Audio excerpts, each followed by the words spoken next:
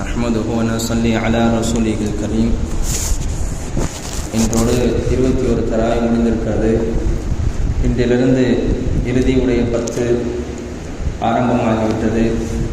அல்லாஹ்விடத்தில் அதிகமாக கேட்கக்கூடியது சொர்க்கத்தை அதிகமாக கேட்கணும்.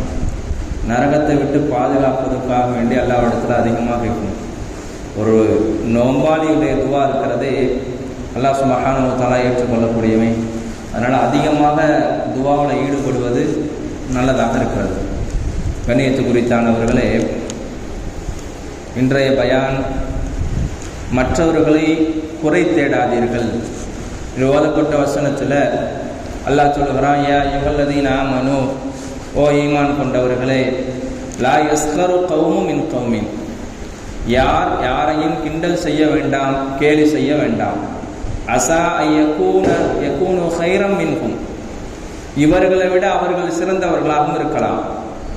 எந்த பெண்ணும் எந்த பெண்மணியும் பரிகாசம் செய்ய வேண்டாம், கேலி செய்ய வேண்டாம். கேலி செய்கிற பெண்களை விட கேலி செய்யப்படுகிற பெண்கள் சிறந்தவராக இருக்கலாம். வலா தல்மிசு அன்ஃபுஸகும், குத்தி காட்டி பேசாதீர்கள். வலா தனாபசு பில் அல்காப், பட்டப்பெயர்களை வைத்து கூப்பிடாதீங்க. பிக்சல் இஸ்முல் ஃபுசூக் பஅதல் ஈமான், ஈமான் கொண்டதுக்கு பிறகு பாவி என்கிற பெயர் இருக்கிறதே மிக கெட்ட பெயர். இஜ்தனிபு கஸீரம் மினதன், அதிகமான சந்தேகமான எண்ணங்களை கொள்ளாதீர்கள். சில சந்தேகமான எண்ணங்கள் இருக்கிறதே பாவமாகும். வலா தஜஸ்ஸசு, அடுத்தவருடைய விஷயத்தில் துருவி ஆராயாதீர்கள். வலா யக்தபு பஅதுகும் பஅதா, பிறரை பற்றி புறம் பேசாதீங்க. உங்களில் ஒருவர் தன் இறந்து போன சகோதரர் மாமிசத்தை, மனித இறைச்சியை சாப்பிட விரும்புவீங்களா? அதற்கு சமமானதுதான் புறம் பேசுவது. யார் அடுத்தவர்களை பற்றி புறம் பேசுகிறாரோ அவருடைய மாமிசத்தை சாப்பிடுவதற்கு சமமானது என்பதாக அல்லாஹ் குர்ஆனிலே சொல்லி காட்டுகிறான். கண்ணியத்து குறித்தானவர்களே, இந்த ஆயத்து எதற்காக இறங்கப்பட்டுச்சு அப்படின்னு சொன்னா, இக்ரிமா ரலியல்லாஹு, பத்ருடைய போரின் போது உங்களுக்கு நான் சொல்லியிருப்பேன், அபூஜஹல் தான் ஒட்டகத்துடைய குடலை கொண்டு வந்து யார் போடுறது என்பதாக சொல்லி நபி மேல ஒரு நபர் சொன்னார். அப்படிப்பட்டவருடைய மனிதர் இருக்கிறாரே, அந்த மனிதருடைய மகன் இஸ்லாத்துக்கு வந்துட்டார். இஸ்லாத்துக்கு வந்து மதீனா நகரத்துக்கு வந்துட்டார். மதீனா நகரத்துக்கு வந்ததுக்கு பிறகு முஸ்லிமான நபர்கள் அந்த நபரை பார்த்து நபி ஸல்லல்லாஹு அலைஹி வஸல்லம் ஒரு வார்த்தை சொன்னாங்க. இந்த உம்மத்துல ஃபிரௌன் என்பவன் யாருன்னு சொன்னா அபூஜஹல்னு சொன்னாங்க. அபூஜஹல் அவ்வளவு பெரிய அநியாயக்காரன். அந்த நபரை பார்த்து சொன்னாங்க. முஸ்லிம் மக்கள் என்ன பண்ணாங்கன்னா, இக்ரிமா இஸ்லாத்துக்கு வந்ததுனால இப்னு ஃபிரௌன ஹாதிஹில் உம்மா, இந்த உம்மத்துல ஃபிரௌனுடைய மகன் இக்ரிமா என்பதாக சொன்னார்கள். ஒரு கேலியாக, ஒரு கிண்டலாக சொன்னார்கள். அதுக்கு நபி ஸல்லல்லாஹு அலைஹி வஸல்லம் இந்த மனிதர் இந்த வார்த்தையை கேட்டு நபி இடத்துல போய் சொன்னார், ஷிகாய் செஞ்சார். யா ரசூலல்லாஹ், நான் இப்படி இஸ்லாத்துக்கு வந்திருக்கிறேன், என்னை பார்த்து இந்த நபர்கள் எல்லாம் கிண்டல் செய்யறாங்க, கேலி செய்யறாங்க, இப்படி ஒரு வார்த்தையை சொல்றாங்க யா ரசூலல்லாஹ்னு சொல்லி சொன்னாங்க. அதுக்கு நபி ஸல்லல்லாஹு அலைஹி வஸல்லம் இடத்துல உடனே ஆயத்து இறங்கப்பட்டுச்சு, லா யஸ்கரு கௌமன் மின் கௌமின், ஒரு சாரார் இன்னொரு சாராரை பார்த்து என்ன செய்யாதீங்க, கேலி கிண்டல் செய்யாதீர்கள் என்பதாக அல்லாஹ் குர்ஆனுடைய ஆயத்தை இறக்கிட்டான். ஒன்று. இன்னொரு ஆயத்து இப்னு அப்பாஸ் ரலியல்லாஹு அன்ஹுமா அவங்க அறிவிக்கிறாங்க, நபி ஸல்லல்லாஹு அலைஹி வஸல்லம் மனைவி சஃபியா, அந்த அம்மா யூத குலத்தை சேர்ந்தவர், ஒரு அடிமை பெண்ணாக கைது செய்யப்பட்டு, அந்த பெண்ணை கைது செய்யப்பட்டு கொண்டு வரப்பட்டுச்சு. நபி ஸல்லல்லாஹு அலைஹி வஸல்லம் அந்த பெண்ணை திருமணம் செஞ்சுக்கிட்டாங்க. எல்லா பெண்களுமே மக்கமா நகரத்தை சார்ந்த குறைஷி பெண்களா, அங்க இருக்கக்கூடிய பெண்களையே நபி அவங்க திருமணம் செஞ்சதுனால இந்த பெண்மணி சஃபியா அம்மா இருக்கிறார்களே, யூத குலத்திலிருந்து வந்ததுனால ஒரு சில பெண்கள் சொல்லதானே செய்வாங்க. அந்த பெண் இஸ்லாத்துக்கு வந்தாங்க, நபி அவங்களை திருமணம் செஞ்சுக்கிட்டாங்க. ஒவ்வொரு சில பெண்கள் சொன்னாங்க, எப்படிப்பட்ட வார்த்தைன்னு சொன்னா, யுஅய்யிர்னனி, பெண்கள் இருக்கிறார்களே என்னை கேலி செஞ்சாங்க யா ரசூலல்லாஹ் என்பதாக நபி இடத்துல போய் சொன்னாங்க. நபி ஸல்லல்லாஹு அலைஹி வஸல்லம் அழகா சொன்னாங்க ஒரு வார்த்தை, என்ன தெரியுமா? என்னுடைய தந்தை ஹாரூன் அலைஹிஸ்ஸலாம் நபி, என்னுடைய சச்சா மூசா அலைஹிஸ்ஸலாம் அவங்க நபி, என்னுடைய கணவர் முஹம்மது ஸல்லல்லாஹு அலைஹி வஸல்லம் அவங்க கணவர் என்ன இருக்கிறார், அவரும் நபியாக இருக்கிறார். எந்த பெண்மணிக்கும் கிடைக்காத யாருக்கும் இந்த வாய்ப்பு கிடைக்காத இந்த சஃபியா அம்மாவுக்கு மட்டும் கிடைச்சிருக்குன்னு சொன்னா, நபி ஸல்லல்லாஹு அலைஹி வஸல்லம் இப்படி சொன்னாங்க, என்னுடைய தந்தை ஹாரூன் அலைஹிஸ்ஸலாம் நபி, என்னுடைய சச்சா மூசா அலைஹிஸ்ஸலாம் நபி, என்னுடைய கணவர் முஹம்மது ஸல்லல்லாஹு அலைஹி வஸல்லம் அவங்களும் நபியாக இருக்கிறாங்க. 3 நபர்களும் நபியாக இருக்கிறார்கள். அந்த குலத்துல இருந்து நான் வந்திருக்கிறேன், நபி அவங்களை திருமணம் செஞ்சுக்கிட்டேன் அப்படின்னு பெண்கள்கிட்ட போய் சொல்லுங்கன்னு சொன்னாங்க. நீங்க நினைக்கலாம், ஹஜ்ரத்து இருக்கிறாரே, இன்னைக்கு வந்து பேசின பயான்ல சஹாபாக்கள்லாம் கேலி செஞ்சிருக்கிறாங்க, வெளியில போனோன்னே சொல்லலாம். சகோதரன் நன்றா விளங்கி கொள்ளணும், சஹாபாக்களை பேச வச்சது அல்லாஹ், சஹாபாக்கள் கிண்டல் செய்ய வச்சது அல்லாஹ். நபி ஸல்லல்லாஹு அலைஹி வஸல்லம் மனைவிமார்கள் வந்து அந்த சஃபியா அம்மாவை கேலி செஞ்ச வச்சது நான் அல்லாஹ். நான் விளங்கணும், நபி அவர்களை இந்த உம்மத்துக்காக அனுப்பப்பட்ட ஒரு நோக்கம். அதே போல அவங்க கேலி செஞ்சது இருக்கிறதே அல்லாஹ் கேலி செய்ய வச்சான். காரணம், நீங்க கேலி செய்யக்கூடாது, கியாமத்து நாள் வரக்கூடிய மக்கள் கேலி செய்யக்கூடாது. சஹாபாக்கள் இருக்கிறார்களே நல்லவர்கள், ஆனால் அவர்களை தவறாக எண்ணக்கூடாது. அவர்களே கேலி செஞ்சாங்களே, நம்ம கேலி செய்யக்கூடாதா அப்படின்னு நினைச்சிடக்கூடாது. ஹஜ்ரத்தின் பயான்ல அப்படித்தானே சொன்னாங்க, வெளியில போய் நம்மளும் சொல்லாமே, சஹாபாக்களே செஞ்சிருக்கிறாங்க, நம்ம செய்யாம இருக்கக்கூடாது, நம்மளும் கேலி செய்யலாம், அப்படி கிடையாது. அல்லாஹ் பேச வச்சிருக்கிறான், அதனால பேசுனாங்க. இதை மக்களுக்கு மத்தியில கியாமத்து நாள் வரக்கூடிய மக்கள் எல்லாருக்கும் ஒரு உதாரணத்தாக அல்லாஹ் ஏற்படுத்தியிருக்கிறான். யாரும் கேலி செய்ய வேண்டாம், யாரையும் பரிகாசம் செய்ய வேண்டாம், யாரும் கிண்டல் செய்ய வேண்டாம் என்பதாக ஒரு இந்த விஷயத்தை நமக்கு ஒரு முன் உதாரணத்தாக அல்லாஹ் சுப்ஹானஹு வ தஆலா ஏற்படுத்தியிருக்கிறான். ஒரு ஹதீஸ் வருகிறது, மின் ஹுஸ்னி இஸ்லாமில் மர்இ, ஒரு முஸ்லீமுக்கு அழகு என்ன தெரியுமா? தேவையில்லாத பேச்சு, தர்க்குஹு மாலா யஅனி, தேவையில்லாத பேச்சுகளை பேசாம இருக்கிறதே ஒரு நல்ல ஒரு பண்பு தான். நமக்கு என்ன தேவை இருக்குதோ அதை மட்டும் பேசலாம், தேவையில்லாத விஷயங்களை பேசக்கூடாது. உதாரணமா, துருவி ஆராயறதுல 3 விதமான தன்மையை கொண்டு வராங்க. துருவி ஆராயறதுல 3 வகை. முதலாவது வகை, ஒரு மனிதனை அவர்களை தெரியாம பார்க்கறது, ஜன்னல் வழியா பார்க்கறது, கதவு ஓட்ட வழியா பார்க்கறது, கேமரா வைத்து பார்ப்பது, இது ஹராம்.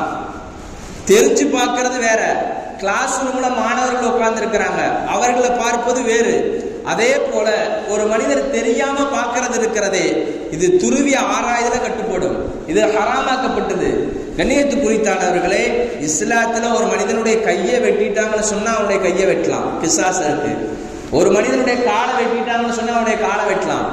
ஒரு மனிதனுடைய கண்ணுல குத்திட்டாங்க, அவனுடைய கண்ணில் மறுபடியும் குத்தலாமா, கண்ணை எடுத்துடலாமான்னு சொன்னா எடுக்கக்கூடாது. அதுக்கெல்லாம் பெனால்ட்டிலாம் கிடையாது. நம்முடைய மார்க்கம் சொல்லுகிறது, கையை வெட்டினா கையை வெட்டலாம், காலை வெட்டினா காலை வெட்டலாம், கிசாஸ் இருக்குது.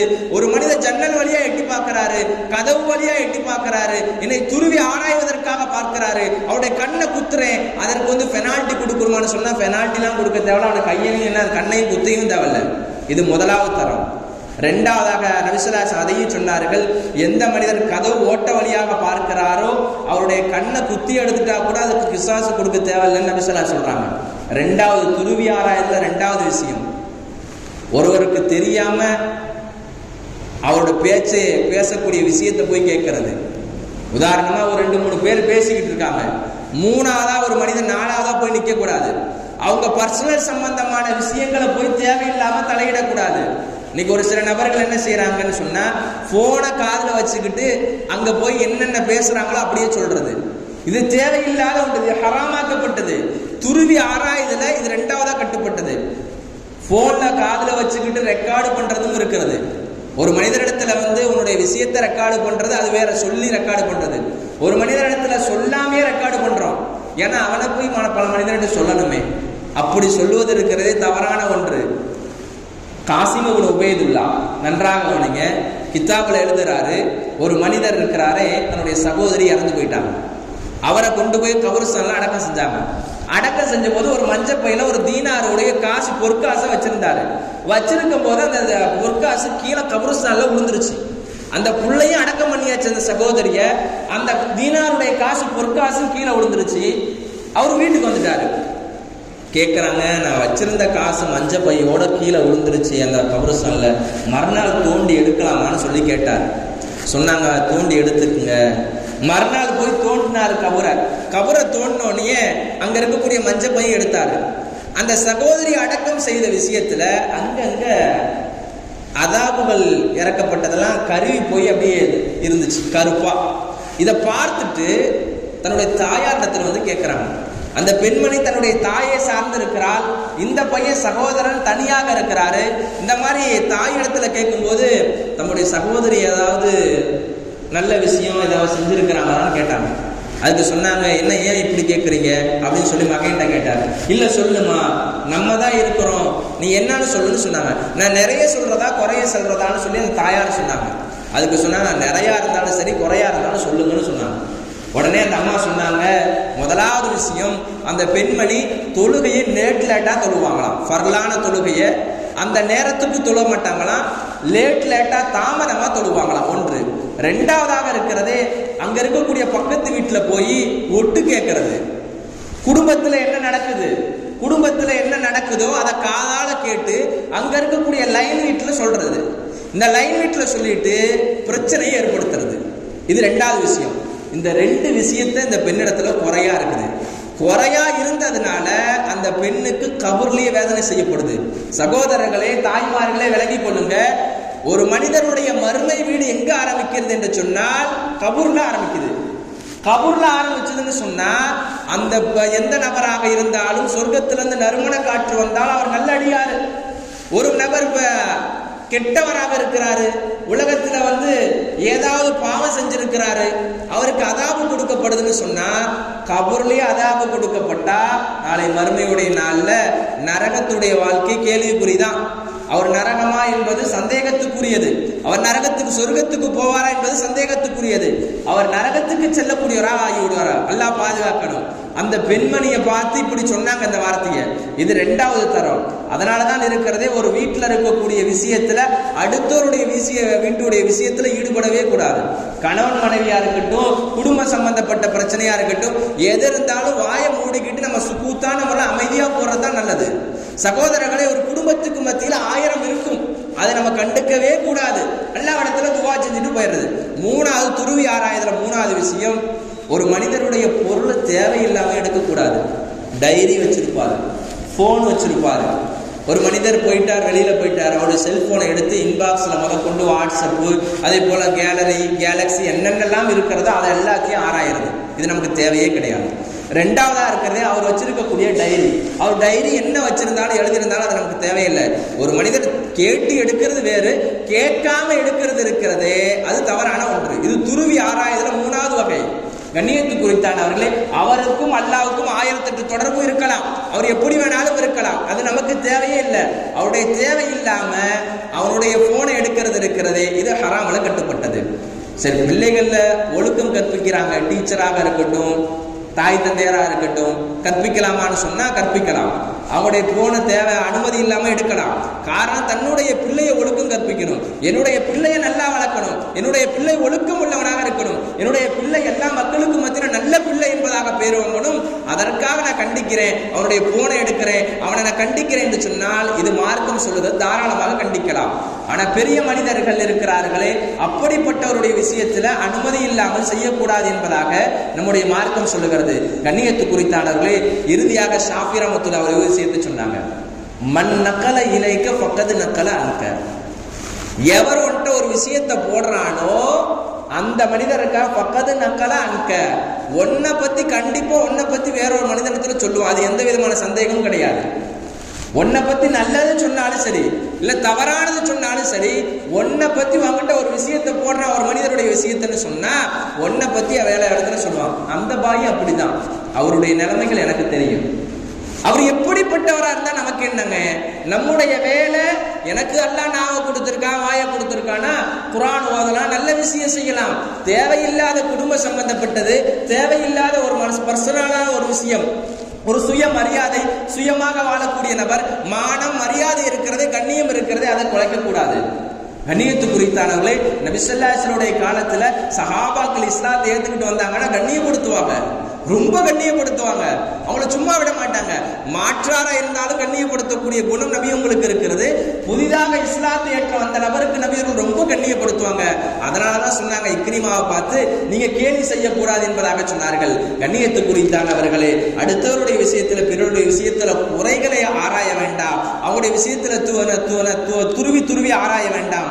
நம்முடைய நாவுகள், நம்முடைய மான மரியாதைகளை பாதுகாத்து அல்லாஹ் நமக்கு எல்லாம் தந்து அருள் புரிவானாக. நமக்குடைய என்ன வாய் பேச்சு கொடுத்திருக்கிறானோ, நாவை கொடுத்திருக்கிறானோ, அது நல்ல முறையில் பேசக்கூடிய பாக்கியத்தை உங்களுக்கும் எனக்கு தந்து அருள் புரிவானாக. இன்றைய இரவு 21ஆக இருப்பதினால் இன்றைய இரவுலிருந்து கியாமுல் லைல் நடைபெறும். இன்ஷா அல்லாஹ் முழுமையான முறையில் கலந்து கொள்ளுங்கள். டீ ஏற்பாடு செய்யப்பட்டிருக்கிறது. முழுமையான முறையில் 1 மணி நேரம் தொழுகிறோன்னு சொன்னா இந்த 1 மணி நேரத்துக்கு உண்டான வாய்ப்பு எல்லாம் நம்ம பாவத்தை மன்னிச்சிருவான். மன்னிச்சுட்டான்னு சொன்னா நமக்கு சொர்க்கத்தை கொடுத்துருவான். இந்த உலகத்துல வாழ்றதே சொர்க்கத்துக்காக தான் வாழ்றோம், வேற எதுக்கு வாழ போறோம்? நாளைக்கு மறுமையில சொர்க்கம் எனக்கு வேணும் அல்லாஹ், இந்த உலகத்துல மன்னிக்கப்பட்டவராக இருக்கணும், அதற்காக தான் இந்த உலகத்துல வாழ்றோம். அல்லாஹ் சுப்ஹானஹு வ தஆலா வரக்கூடிய இந்த 10 நாட்கள் கியாமுல் லைல் அதிகமாக தொழுது, அதே போல அல்லாஹ்வுடைய பொருத்தத்தை பெற்று இந்த ஊர் மக்களுக்கும் அல்லாஹ் சுப்ஹானஹு வ தஆலா பாவ மன்னிப்பு வழங்கி 5 நேரம் தொழக்கூடிய எல்லா நபர்களும் ஆகணும். எல்லா நபருமே இஸ்லாத்து முறைப்படி வாழக்கூடிய தௌஃபீக் செய்வானாக. எல்லா மக்களிடத்துல தீன்படி